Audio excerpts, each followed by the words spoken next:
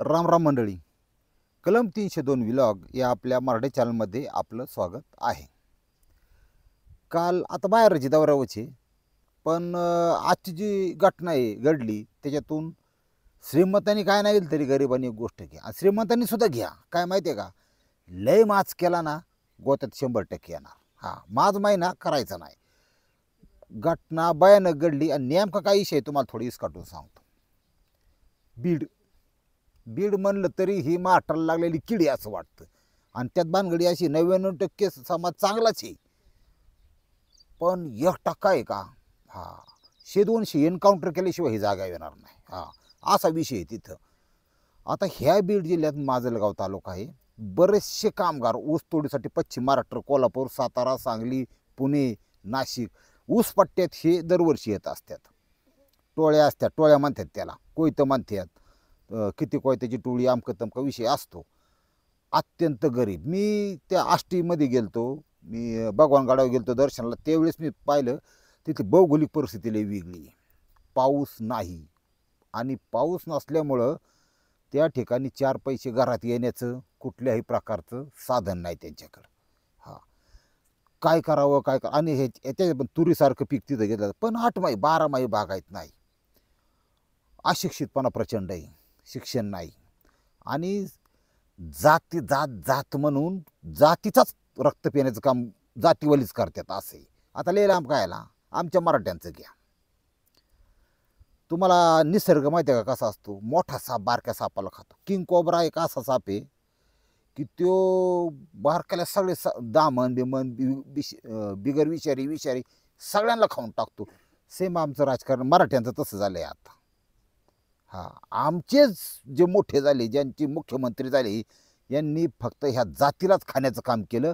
तसा साप सापाला खातो तसं आमच्या मराठा जातीला ह्या मराठ्याच्या नेत्यांनी खाल्लं. ही वस्तुस्थिती महाराष्ट्राची. काही घेण देण नाही कोणाला, फक्त मतदानापुरतं जातीत लावून द्यायचं.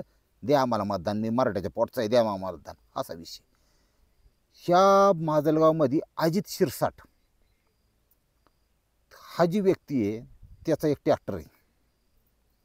व्यवसाय काय करायचा तर त्या ट्रॅक्टरला दरवर्षी त्याला 4 कोयतं लागायचं, 2 कोयतं लागायचं एक्स्ट्रा. ट्रॅक्टर त्याचा. मग त्यांनी गरीब जोडपं बघायचा, दरवर्षी एक नवरा बायको बघायचा. ती घेऊन ज्याला ज्या कारखान्याला ऊस टाकायचा आहे त्या कारखान्यात तो करार करायचा. पण ही जी जोडपं आहे ह्या जोडप्यानं त्याला उचल द्यावा लागायची. बघा, ट्रॅक्टर चालक तिकडचाच अजित शिरसाट. आता ती म्हणतात ना, हडळीला नाही नवरा खायसाल नाही बायको, सेम तसा प्रकार. गरीबी इतकी वाईट वस्तू आहे तुम्हाला सांगतो की तोच 1000 एक शोधलं तर 1000 गावत्यान अशी परिस्थिती. जोडपी हिरून एक जोडपं त्याने बघितलंच. माणिक आणि जया लग्नाला फक्त 3.5 महिन्याचा कालावधी झाला आहे. आणि तो माणिक आहे ना, हा टोटल त्या बायको जीव लावणारा आणि बायको बी तशीच नवऱ्यावर जीव लावणारी. नवीन जोडपं. हे म्हणले आपण उचल घेऊ आणि फेडू, काम करू, आवडते. आणि त्या माणिकला ट्रॅक्टर बी चालवता यायचा. म्हणलं जमलं गाड्या, घ्या माझा ट्रॅक्टर जाऊच तोडायला. त्यांनी 90,000 रुपये त्याच्याकडून उचल घेतली, आले तोडायला इकडं. सीजन पार पाडला. अख्खा सीजन पार पाडणं 32 हिशोब केला, 32,000 रुपये फिरलं बा माणिककडं. ट्रॅक्टर चालक म्हणला, तो मालक अजित शिरसाट म्हणला, माणिक पैसे फिरल्यात बा तुझ्याकडं, हे काही चांगलं नाही. आता ह्याच्यात गंमत तुम्हाला सांगतो. असं ह्या आज्याचा आतमध्ये जो ही जीव आहे तो गुतला कोणाचा माहिती आहे का, त्याची बायको बघण्यात. कोणाची? ही नवीन नवरी जया ह्याच्यात. पण डायरेक्ट खात्यात ना, डायरेक्ट म्हणल्यावर ज्यात कोयत्याने ऊस तोडायचा तो कोयता घेऊन हे मागं पळन. डायरेक्ट तर बोलता येत नाही. घास कसा असा खावा लागतो. आणि वासनात हे फार चॅप्टर खतरनाक राहतात. ते कसे कसे गळ टाकत्यान हे काही सांगता येत नाही. 32,000 रुपये टाक भाऊ मला लई डोक्याला ताण झाला, माझ्या मागं बाकी कर्ज आहे. तू सीजन केला, वाड्याचं पैसे खाल्लं, सगळं खाल्लं, मला काय त्याबद्दल म्हणणं नाही. तुझं सगळं पैसे फिटत नाही, उचली तर 32,000 शिल्लक राहतात. आता तो लागला गायावाया करायला. मला असं नको, आता नाही फिटलं तर पुढल्या सीजन फिटत्यान 100%.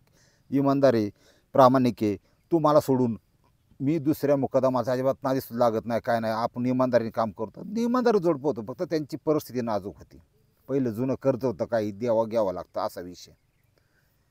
चालतंय म्हणला. पुढल्या वेळेस यांनी परत 80,000 रुपये घेतले, 10,000 कमीच घेतले. सीजन अर्धा झाला. त्या कारखान्यांचं बी कसं आहे, आता आमच्या इथं दौंड बिऊंडला 1,000-2,000 गुराळा असते ना अख्ख्या तालुक्यात. लय ऊस खात्यात ही द्यायचा. त्यात सहकारीत काही सहकारी वडाता. आता समजा सगळे सहकारी उत्तर प्रदेशमध्ये सहकारी कारखाने होते, देण्यात ठेवा सहकारी. अख्खे मोडीत काढून राजकारण त्याचं खाजगीकरण केले. सेम प्रोसेस इथं चालू आहे महाराष्ट्रात आता. बोटाच्या मोजण्या इतके सहकारी राहिलेत फक्त. हा, खाजगीकरण व्हायला लागले स्पीडने. एका माणसाचे दुसरा चेअरमन बनवायचा कार्यकर्ता कोणतरी, जो खायला मागे त्याला प्रॉपर्टी आखी नेत्याची. असं चाललंय सगळीकडं आता. अंधेरा कायम रहे. आता इथं काय झालं, दुसरा सीजन बी पार पाडला बा. ह्या सीजन पूर्ण न झाल्यामुळं कारखान्याचं ऊस क्षेत्रातला कारखाना क्षेत्रातला ऊस संपल्यामुळं परत उचल. आता 43,000 फिरलं, पहिलं 32, 70-72,000 फिरल्यावर तो मला अजिबात जमायचं नाही बा. आता हा जो मालक आहे, हा मालक अजित शिरसाट, हा त्यांनाच कन्सेशन देऊ शकत होता काही, पण व्यवहार काय, पैसे दे. मग दुपारच्या पारी असंच ती जयाबाई धुणं धुतिया आणि हा बसलेला नवरा तिथंच मोबाईलवर गाणे ऐकत होता. माणिक आला बा, आला बसला. मालक चहा ठेव का? तुझा चहा प्यायला मी आलेला नाही. पैशाची सोय काय केली मला सांगतो, मला पैसे पाहिजेत बा. मी ऐकून घेण्यातला नाही. आणि म्हणला एक काम करत जा, तुला पैसे समजा नसत्याने द्यायचं ना, तुला सूट पाहिजे असेल ना, मी सांगतो कस, मी आज झोपन, तू बाहेर झोप. बघा खायचं, पण हे कसं आहे, अशी डायरेक्ट संडास खात नाहीत, ही थोडी अशी फिरून खात्यात. ही पुढचा काही अडा नसतो, त्याला तो विषय कळतो. ह्याच्या म्हणण्याचा अर्थ काय, झोपायला तू बाहेर झोप, मी आज झोपतो असं म्हणला. बाया तर ती जयाबाई तर नवीन पोरगी, तिला काय पोर आहे का स्वर आहे, ती तर जरा दचाकलीच. नाही तर माझं पैसे टाक, तुझ्या सासरवडून घे, तुझी जमीन आहे, मला 1.5 एकर राहिली, तेवढी तरी लेकरावाळांना माझ्या राहून द्या, कशाला जमिनी काय भाग पाडता मला. एवढंच होता बिचारा. ते काय ना 8 दिवस देतो तुला, 8 दिवसात तू विचार कर, गेला निघून.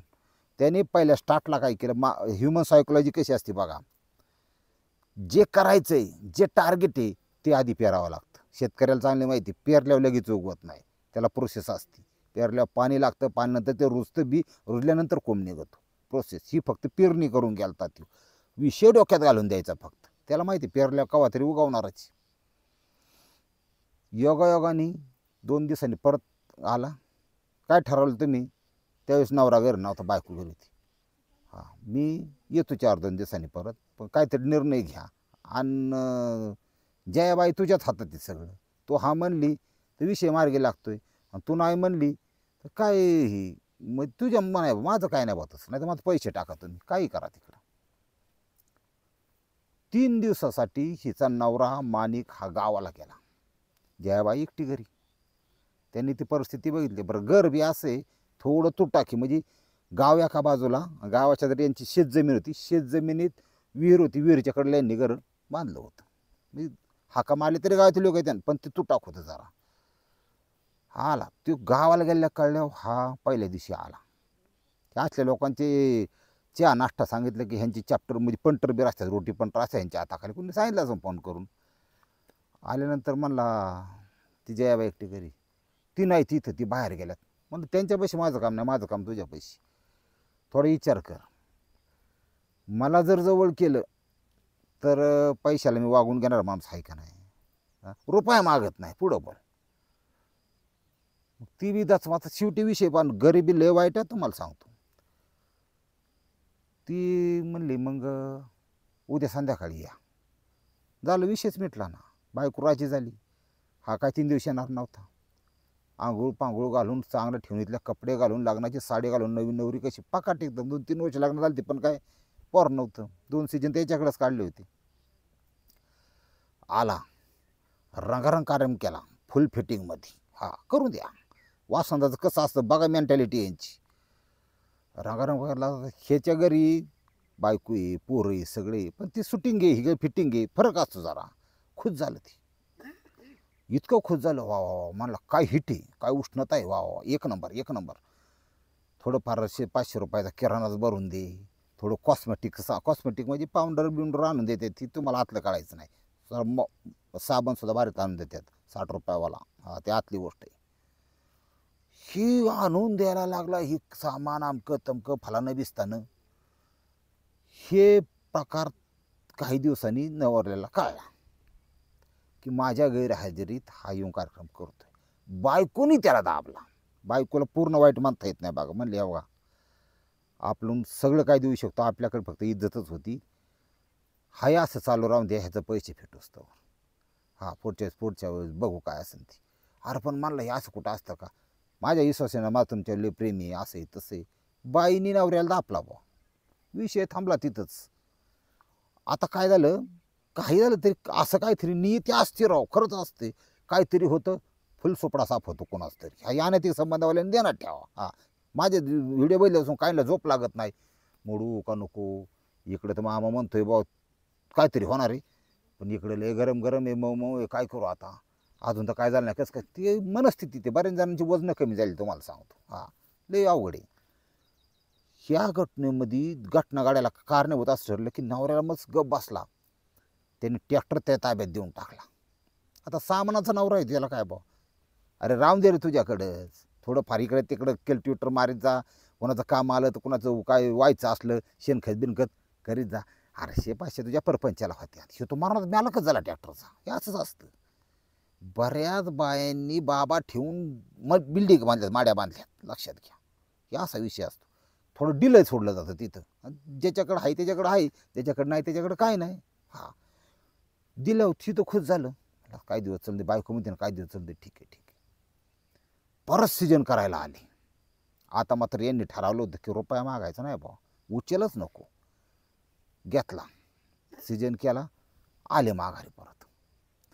आता त्यांनी नाही होईना म्हणलं पैसे घेऊन टाका तुमचे, मला नको म्हणला तुमचे पैसे. त्यांनी कामाचे 45-50 हजार रुपयाचं काम झालं तर ते देऊ टाकू. ट्रॅक्टर कारण सगळा फुल सीजन त्यावेळेस बी झाला नाही, निम्म्यातच माघारी म्हणला आता कारखानाच बदलतो, ह्याच्या कार्यक्षेत्रात कमी ऊसातच.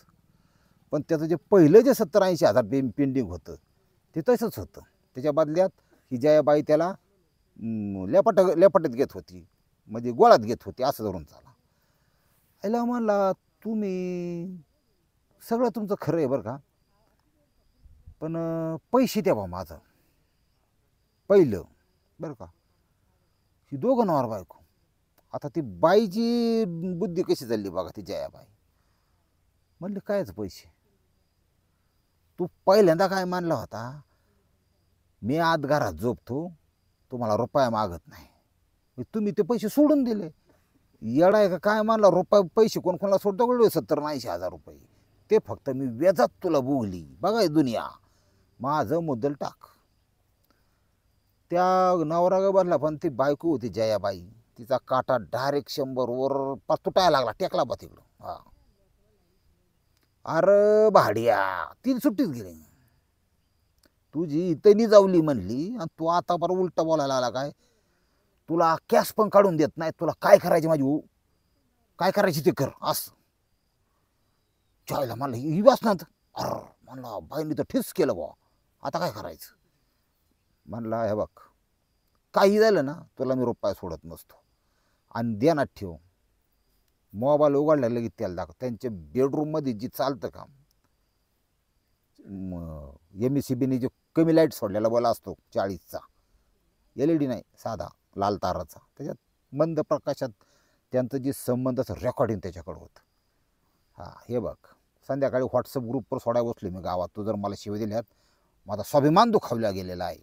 हा असं ती म्हणली तुला काय करायचं, तू हल्लीतून पहिल्यांदा, आता वान आहे माया पायात. हा वैतगलीच होती ती, आणि टरमाळी घेऊन जा तुझं इथून. तर ट्रॅक्टर घेऊन घरी आला तो. ह्याला त्याचा अपमानच झालेला सहन व्हायना. म्हणला हिचा कार्यक्रमच राबत होता, ही मला नडली का. एक श्रीमंत एका गरीबाला हमेशा असं कुत्र्या मांजरासारखं समजत असतं, ध्यानात ठेवा. त्याच्या जगण्याची व्हॅल्युएशन अजिबात नसते. गरिबाच्या जगण्याची व्हॅल्युएशन फक्त पांडुरंगाकडे, कुणाकडे नाही. हा त्यांनी आत्महत्या करून द्या, त्यांनी मारा जागा, त्यांनी काय करा, त्याला काय तो रस्त्याने चालला, याच्या गाडीचं सीटन त्याच्या पायाच्या चिखलानी खाली मॅट खराब होईल म्हणून त्याला गाडीसुद्धा घेतलं जात नाही, ही वस्तुस्थिती. ते कुठल्या जातीचं असतं त्याच्याबद्दल नाही, मग प्रत्येक जात आपापली असती, पण ती स्वार्थापुरती आपली असती. आपल्या जातीचा जर उभा असेल तर त्याला नाही घेत कोण लोक, ही वस्तुस्थिती महाराष्ट्राची. जाऊन द्या. मग त्यांनी संध्याकाळी 7:30-8 वाजता व्हॉट्सअपवर काही जणांच्या मित्रपरिवाराला त्यांच्या घरात शेजारी इकडे तिकडे सोडला बा ती क्लिक. आईला ती बाई उघडी नागडीन हा मारतो हिसकं, ही तीच लोकांनी बघितलं बा ती. अरे बघा शेजारची ते जयाबाईचं संबंध आमकं लगेच पांगलं गावात. ह्याची त्याला काय लागते तेव्हा ती फटाकड्याची माळ पिटून दिल्या का सडा ओढत्यात, तसं झालं सगळं. ती त्या बाईला ती एक जण आणून सांगितलं नवरा बायकोला, गरीबाकडे कोण जातं, श्रीमंताकडे जात नाही बरं का, श्रीमंताचं पोटात घेतलं जातं. पोलीससुद्धा श्रीमंताला काय करत नाही कधी, एका बघतात माणूस कसं लेवलचा आहे, लेवल बघून. गरीबाला का रे मादरचोत लगेच 2-4 ठोका टाकून बाजूला घेतात. वस्तुस्थिती महाराष्ट्राची. बाईला काढल्याच्या पुढं ती दाखवलं कोणतरी, नवराने तर डोक्यात हातून घेतला. त्या बाईला ते काय आता इथंच राहायचं, इथं जमिनीने इथं असा विषय काढल्यावर त्या जगण्यात तरी किंमत काय. तिने विषारी औषध घेतलं, लागली ताडफड करायला. नशीब बाई वाचली. पण ह्या घटनेचा तिथं माजलगावमध्ये लय इश्यू झाला. का विषारी औषध घेतलं, पोलीस केस झाली कोणी. आणि आता जी SP आहे चांगला आहे माणूस, त्यांनी तिथून गांभीर्य लक्षात घेतलं. म्हणला उचला म्हणल्यावर तर SP आहे तिथं उचला म्हणल्यावर ही ट्रॅक्टरवालं ही बिगर कंडोम करणारं गेलं ना पळून.